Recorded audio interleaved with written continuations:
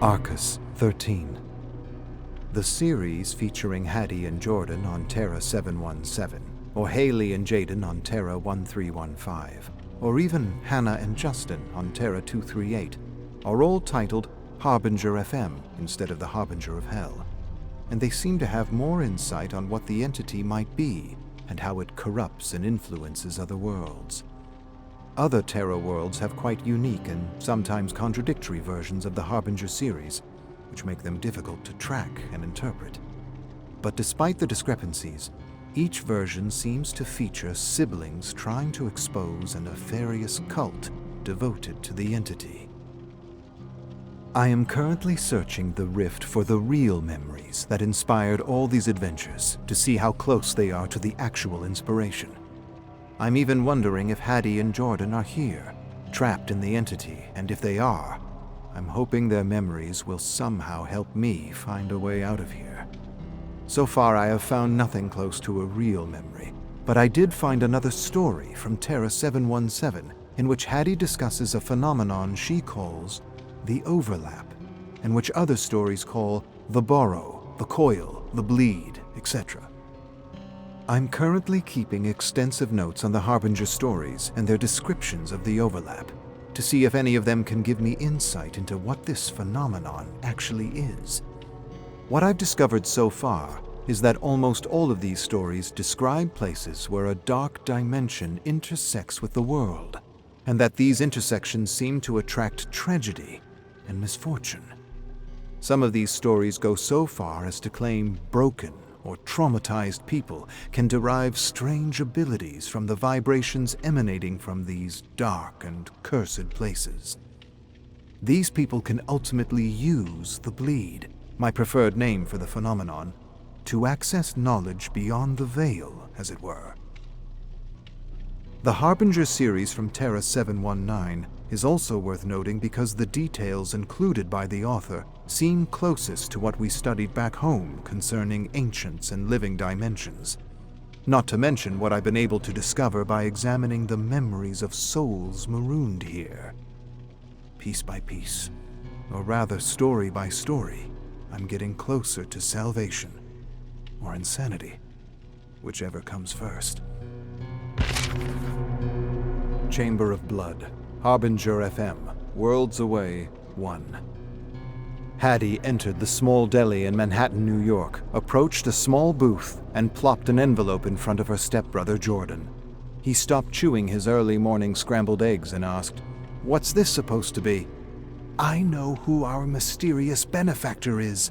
Hattie opened the envelope and pulled out a picture of a middle-aged man with salt and pepper hair in a dark suit. Jordan shrugged. "Who am I looking at?" "Surin Rivera. He was a sound engineer for a highly classified military project in the Office of Strategic Operations. He experienced a nervous breakdown and was institutionalized for years until he was released under the care of billionaire philanthropist Kobe Dax. Others in the same program experienced similar breakdowns. One lives close by. The question is, why is Surin helping us?" Jordan raised his finger and pointed to a man standing behind Hattie. "Why don't you ask him yourself?" Hattie turned to face the man in the picture standing beside her. Surin took a seat beside Jordan and said, "You need to leave my case alone. I assure you both you're not ready for what you're prying into." "And what is that?" Hattie questioned. Jordan took a small, nervous bite of his eggs and chewed slowly. "Let's not provoke the man, sis. If we're not ready, we're not ready. I'm good with that." "How do you know our uncle?" Hattie asked when he didn't answer her question. "Why are you helping us?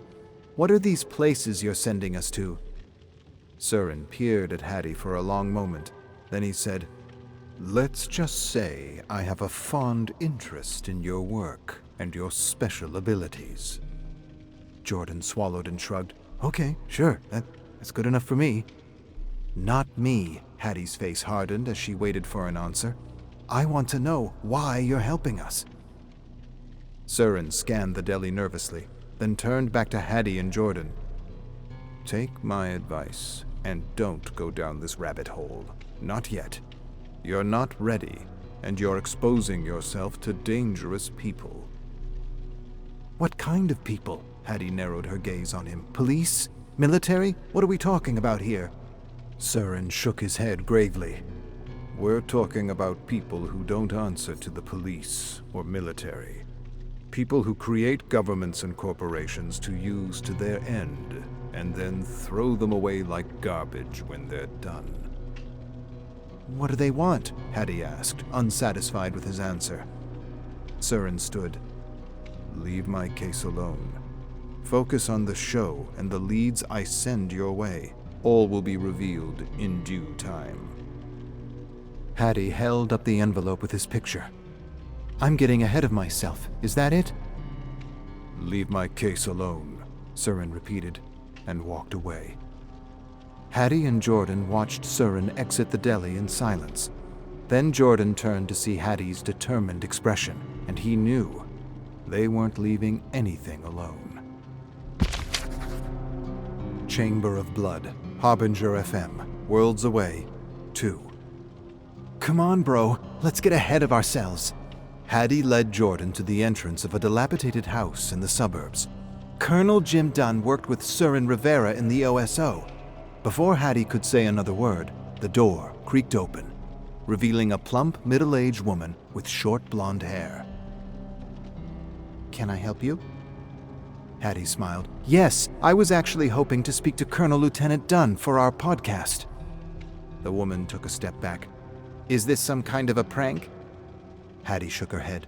"No, ma'am. Jim disappeared 7 years ago. No one has any answers for me, and all I'm left with are rumors." Jordan inched closer to the woman. "Maybe our podcast could help. Maybe someone out there can help you if you share his story." "Share his story?" The woman hesitated for a moment. Then she nodded and said, "Yeah, all right. I just want my Jim back." Hattie and Jordan entered the home and followed her to the kitchen where they sat around a small round table. "I can only tell you what Jim told me," the woman said, taking a deep breath and releasing it slowly to calm her nerves. "He worked for the Office of Strategic Operations, which was, I guess you could say, the stuff of conspiracy theories." She paused, then continued. "Did you know Jim said the word conspiracy theory used to never exist until the military created the term? Once you could actually question the government's narrative, but now you're not questioning anything because you don't want to be called a conspiracy theorist." The woman laughed, then added, "Brilliant, really. And that's pretty much why no one questions the government anymore. Even if you've got a dozen whistleblowers with leaked documents all saying the same thing, you don't really doubt or question anything because you don't want to be stigmatized." The woman shook her head in disbelief and continued with a little laugh. "Jim used to say the origin of conspiracy theory is a conspiracy theory. Anyway, he told me there were places in the world that weren't like other places. Places which defied the laws of physics, which defied human comprehension. Places connected to worlds away, to other dimensions. The government called it the overlap. Crazy stuff, right?" Jordan nodded. Hattie didn't respond. She had heard the term before when they were investigating a mysterious cult that believed in a kind of ancient deity that would one day help humanity evolve to another plane of existence. It's a strange coincidence that this cult and the government would have the same name for the phenomenon. "Like a wormhole?" Jordan questioned. The woman shook her head. "That's not how Jim described it. He didn't talk much about the overlap, but he said what they had seen made him think another world was, how did he put it? Consuming ours. Like these overlaps were growing bigger and bigger as we went down a kind of celestial digestive tract. And he said they were pulling stuff out. Things from other worlds." The woman fell silent and thoughtful for a long moment. "I could see changes in him. He was getting angrier and mean, and he was never mean. he stopped sharing things with me, and I started hearing rumors. What kind of rumors? Hattie asked, leaning forward. The woman went silent and thoughtful.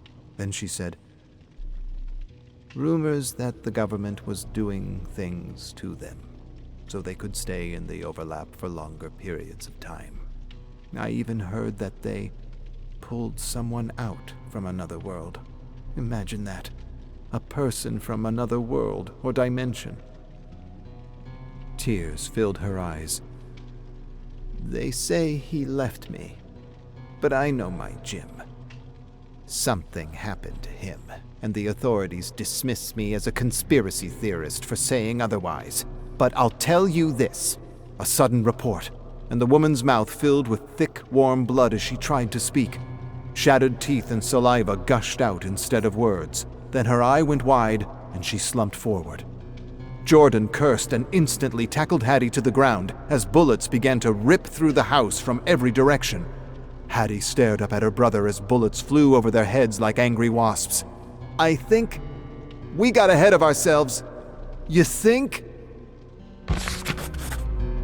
Chamber of Blood, Harbinger FM, Worlds Away, 3. Bullets discharged from a flashing muzzle in the living room as Hattie followed her brother into the basement of the house.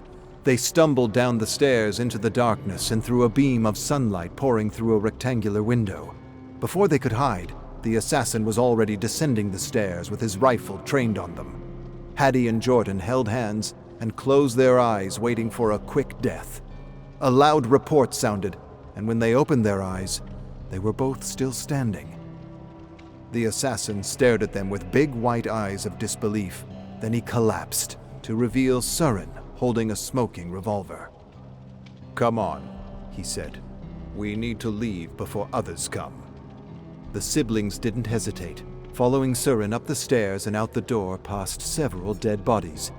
Hattie counted 7 dead assassins by the time she followed her brother into an unmarked black sedan. With a great sense of urgency, Surin started the engine, hit the accelerator, and the car peeled away. After a silence, Hattie asked, Is any of it true? The rumors? Worlds intersecting? The overlap? Surin didn't take his eyes off the road as he drove them back to the hotel where their uncle was waiting for them. I can't really answer that right now, and you need to focus on your next episode. You're here to investigate the old abandoned subway station, and I think you should stick to the agenda. Is it an overlap? Jordan asked. Is that why there were so many accidents? Is that why it was abandoned? Surin hesitated, then nodded gravely. What do you and a billionaire care about the old subway? Hattie asked. Surin sighed, took a moment to find his words, then answered. I'm looking for my colleagues. We explored these areas all over the world, and a few of us never returned, and those that did, they came back to us lost, confused, insane even. I want answers. I want to know what happened to the others. I know they're still alive. They're lost somewhere, between worlds. So you're using us to find them, Hattie said flatly. We're helping each other in mutually beneficial ways. Hattie shook her head.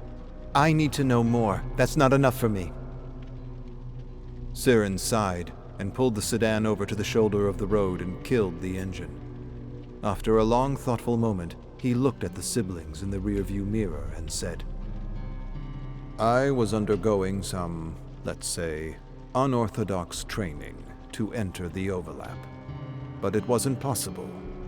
It's like an impossible energy that pulls, I don't know, hell. Pulls hell right out of you. I mean, there's no other way to describe it. What you feel is just pure darkness. But the OSO figured when the mind is developing, it can be fractured, broken in ways so that it rewires itself to withstand the stress of the overlap. You turn children into tools, Jordan spat in disgust. Surin looked away from the rearview mirror and lowered his gaze without answering. "And so I'm your new tool," Hattie said. There was a short silence as Hattie considered her last few investigations. She remembered finding journals in the old asylum that had notes about other realms, memories of other people trapped in a deathless world, and journal entries revealing thoughts about how artists and writers were able to somehow tune into these other worlds with what they believed was their imagination, but what was actually their third eye. It was a strange theory that Hattie had dismissed as the ravings of a depraved lunatic with a wild imagination. But something the patient had written had stuck with her. The truth is in the story. Hattie whispered the words to herself and thought she would give those notebooks another read in case she had missed something. She had them stored in her studio apartment in Montreal and would force Stefan to make a detour before their next investigation. "You don't understand," Surin continued. "This isn't just about the friends I lost. There are things in the overlap we need to understand. There could be a new type of energy, a new way of seeing the world, the universe." Jordan interrupted with a laugh. "Or there's nothing there, and it's just a living hell." Chamber of Blood. The spiders. I have seen them, the spiders, in my mind. They're coming. They're coming for us all. Big ones, small ones, even giant ones the size of dinosaurs. I see them in my visions charging through the streets, bringing truth and understanding to the ignorant. But now, they're safe. They're hiding in my head, and I can feel them crawling through my ear and skull, laying their eggs, nibbling at my nerves and waiting for the right time to burst out into the world, to help humanity achieve transcendence. I actually don't even know what that means, but they whisper it to me every night before I sleep. I remember the cave. I remember how it all happened, how I breathed them in. They were in the thick, dark mist, little things that are now growing inside me, consuming me, showing me visions of truth and whispering sweet nothings to me. A million chattering voices telling me I am the one, the chosen one, the one who will change the entire world as we know it. And yet, the unbelievers try to medicate me. They try to poison the life growing inside me. They want to kill my children and prevent me from doing with my life what I was always meant to do. I have heard them go so far as to call me insane. Insane? How? How am I insane? Would an insane person protect the life growing inside them? Would an insane person set aside his wants and needs for the life growing inside him? Of course not. They are the ones who are insane. They are the ones who need to be medicated. I am the only sane one in this absurd institution. I've done everything for the spiders crawling under my skin, and the doctor sprawled at my feet will never harm them again. They are ready, and they are pushing out my skull and crawling down my nose and out my mouth, and I am becoming something more. How could they doubt? How could they not see? How could they not see what I am and what I have become? They will burst out of me and consume me, and I will be the apocalypse. Terra Arachna 1 105.7 FM, Falls City Radio Classics. I'm Matt Rivers with the latest report we have on the blackouts in the city. Unconfirmed reports describe spider-like creatures attacking the Falls City Power Company. Online rumors suggest a biological terrorist attack, unlike anything we've seen, but no organization has stepped forward to claim responsibility and nothing has been confirmed officially. What we do know is generators at the power company exploded into violent flames, taking down power lines, leaving the western sector of the city in the dark. City police report these unknown creatures attacked several automobiles near the company and are considered extremely dangerous. At least 3 motorists are dead and 4 others are in critical condition. Motorists are urged to avoid roads near the power station and the 93 South. That's the latest we have on the attacks. We'll keep you informed as the situation develops. We now return you to Moneybake with the latest advice from our financial analyst, brought to you by the now or never wealth management firm, because you can never be sure what the future will bring. Terra Arachna 2, 105.7 FM, Falls City Radio Classics. The spokesperson for the Falls City General Hospital reports an unusual and alarming increase of poison cases due to an unknown spider the size of a fist with bright orange spiral-like markings on its back. The authorities are calling it the hellback spider and advise you to stay at least 2 meters away from the spider should you come in contact with one. Federal officials say they are trying to cope with this situation and are still trying to determine if this is in fact a terrorist attack or another phenomenon known as spontaneous evolution, in which new species suddenly appear without any plausible scientific explanation. Other theories suggest a government experiment gone wrong, as in the case of the weaponized ticks carrying the human-made Lyme disease variant that escaped from a classified biological warfare laboratory on Apricot Island. The situation seems to be reaching emergency proportions as more and more districts lose power. The city's coroner's office says dozens of corpses now reveal the poison from the hellback spider to be slow and lethal as boils and pus slowly cover the body. There also seem to be indications that some victims go on murderous rampages induced by fever, overactive adrenal glands, and what can be only described as a complete loss of sanity. Infected individuals are to be handled with extreme caution until the boils cover the entire body and movement becomes practically impossible. A representative of the Falls City Power Company says they are actively trying to fix the generators to restore electricity, but a strange black fog is slowing down repair crews. Anonymous workers at the company are saying on social media that they are hearing strange sounds coming from the fog and believe it may somehow be linked to the spiders. One report claims a worker's body burst open with spiders after she inhaled the fog. Another report says that before the initial attacks, carcasses of deer were found with thousands, if not millions, of spiders crawling out of them. I should repeat that there is a fog, and it seems to be carrying microscopic eggs that require a biological host.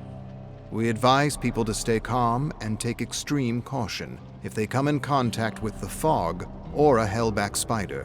We'll get back to you with future developments. In the meantime, back to Moneybake, brought to you by the now or never management firm, because today's tragedy is tomorrow's golden opportunity.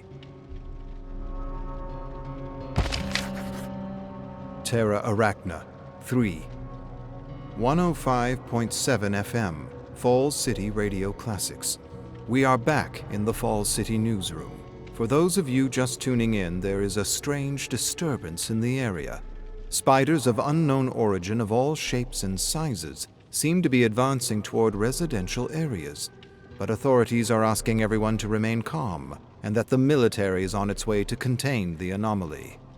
There are reports of similar phenomena in other countries and cities around the world, but they have yet to be confirmed. And now we are trying to get whatever information we possibly can to keep you up to speed. And wait, this is just in. We have news that a group of teens have barricaded themselves in an abandoned cannery by the docks and are live streaming attacks from what are clearly spiders the size of dogs. 2 of the teens are the sons of our producer, Sabrina Malkus. Sabrina's desperately trying to get in touch with her sons, Elias and Elon, but can't. She seems to recognize their friends, Casey, Ariella, Olivia, and she believes Nina. It seems as though Casey may have inhaled the fog we heard about earlier and is complaining about headaches and nausea and things crawling under her skin. We're currently trying to connect to their audio feed to get a better sense of what's happening out there. Please stand by. Terra Arachna 4. 105.7 FM, Falls City Radio Classics. As of 8 p.m. August 7th, martial law has been declared. The military will be in charge of security and civil affairs. The military has confirmed a biological attack of an unspecified origin. Spiders that defy classification have attacked our towns, our city, our country. Stay home. Barricade your doors and await further instructions. These spiders are real and they are deadly. The government will keep you safe, and we are doing our best to stop the... Ladies and gentlemen, we seem to have lost our connection to the White House. But wait, my producer is telling me we have more from the teens barricaded in the old cannery. Elon and Elias confirm Olivia was bitten by a hellback and has been locked in a room before she becomes a danger to everyone else. The live feed shows that Casey is swelling all over her body, especially in her neck, where tiny things seem to be moving under the skin. Nina is missing, and what we understand, what we are reading in the comments is, she was pulled outside by a spider and dragged away. Wait, Sabrina tells me that her sons are preparing to go out there to find her. We may be able to connect. Hold on. Elon, do you hear me? What's it like out there? Elon. Terra Arachna 5. 105.7 FM, Falls City Radio Classics. I followed my brother Elias onto the docks where the spiders had taken our friend. We had cans of paint and a lighter as a weapon, but I don't know what the hell these things are. They don't seem possible, like they were sent by Mother Nature herself to stop us from, I don't know, doing all the damage to the world we're doing. Anyway, we didn't find her, and when we returned back to the cannery, thousands of spiders had burst out of Casey's body and were eating what was left. And we set them on fire and put them out. We're still here, but we can't stay for long. These things, they're from hell, or I don't know, someplace darker, if there is such a place. We seem to have lost Elon and his brother. We can only hope and pray for their safety. And now we are getting reports of chaos and panic in the city. A mother and her daughter were trampled to death at the grocery store when hundreds rushed the entrance for bottled water and other supplies. We'd like to remind our listening audience to stay at home and let the government handle the situation to avoid further tragedy. Wait, what was that? I'm hearing... Is that hissing? Do you hear it? Shit.